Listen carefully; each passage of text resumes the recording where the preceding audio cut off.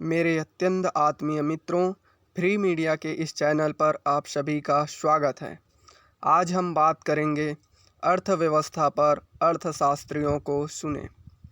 भारतीय अर्थव्यवस्था की वृद्धि पर महामारी का प्रभाव अन्य बड़ी अर्थव्यवस्थाओं की तुलना में कहीं अधिक रहा। यह बात हाल ही में जारी सरकारी आंकड़ों से भी साबित होती है। अब जबकि देश भर में आर्थिक गतिविधियां दोबारा नए सिरे से शुरू हो रही है, तो कुछ हद तक सुधार हो सकता है, लेकिन यह भी सही है कि वृद्धि दर में पिछले कुछ वर्षों से लगातार गिरावट आ रही है। महामारी के कारण इसका स्तर और गिरा। कहा जा सकता है कि कोविड-19 के कारण अब वृद्धि दर कुछ और वर्षों तक सीमित रहेगी। इससे पहले नोटबंदी और वस्तु एवं सेवा कर की समस्याओं ने भी वृद्धि पर असर डाला, परंतु इन बातों के बावजूद अर्थव्यवस्था के प्रबंधन को लेकर सरकार का विश्वास अडिग है। अब शायद वक्त आ गया है सरकार अपने आर्थिक प्रबंधन की उचित आलोचना पर ध्यान दे। यह आलोचना तमाम प्रतिष्ठित अर्थशास्त्रियों द्वारा की जा रही है। कई अर्थशास्त्रियों ने आगे की राह भी सुझाई। पूर्व मुख्य आर्थिक सलाहकार और रिजर्व बैंक के पूर्व गवर्नर रघुराम राजन ने कहा कि हालिया आंकड़े ऐसे हैं जिनसे सरकार को भयभीत होना चाहिए।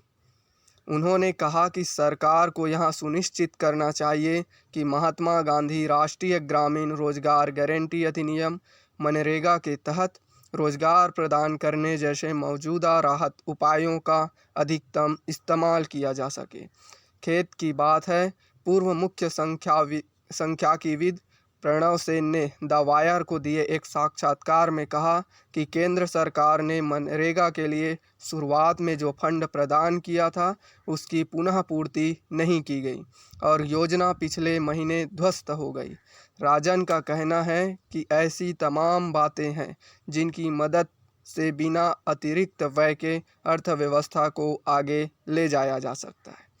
उन्होंने कहा कि सुधार अपने आप में एक तरह का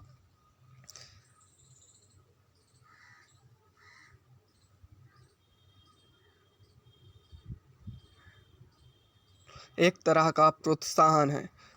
बीते कुछ महीनों में सरकार ने कतिपय सुधारों को अंजाम दिया। खास तौर पर कृषि क्षेत्र में सुधार किए गए, परंतु गंभीर सुधारों को गति नहीं मिल सकी। यह दुखद है, लेकिन इससे यह पता चलता है कि सरकार के भीतर भरोसे का माहौल है। मुख्य आर्थिक सलाहकार ने भी पिछले दिनों कहा कि अंग्रेजी के वी अक्षर के आकार का सुधार हो रहा है। अन्य अर्थशास्त्रियों ने सरकार की आर्थिक योजनाओं की दिक्कतों के बारे में लिखा है। रिजर्व बैंक के पूर्व गवर्नर उर्जित पटेल ने चिंता जताई कि बैंकिंग क्षेत्र में साठगांठ के खिलाफ जो शुरुआती लाभ मिले थे वे अब खत्म होते नजर आ रहे हैं। पूर्व डिप्टी गवर्नर विरल आचार्य ने मौद्रिक प्राधिकार के राजकोषीय दबदबे और आरबीआई की स्वायत्तता को क्षति पहुंचने को लेकर अपनी चेतावनी दोहराई। इससे कई अर्थशास्त्री मसलन राजन को सरकार यह कहकर खारिज कर सकती है कि वे पिछली सरकार के कार्यकाल में सेवारत रहे, परंतु यह बात पटेल अथवा नीति आयोग के पहले उपाध्यक्ष अरविंद पानगड़िया पर लागू नहीं होती, जिन्होंने बार बार कहा कि सरकार कारोबार विरोधी नीतियां अपना रही है। पहले मेक इन इंडिया फिर आत्मनिर्भरता के नाम पर ऐसा किया गया। वैश्विक मीडिया में भारतीय अर्थव्यवस्था की कवरेज में भी यह चिंता नज़र आने लगी है। वर्षों की तारीफ के बाद वह सरकार की उपलब्धियों की आलोचना कर रहा है या उन पर सवाल उठा रहा है। सरकार को अपनी प्राथमिकताओं के लिए वैश्विक पूंजी की आवश्यकता है। ऐसे में ये बातें मायने रखती है।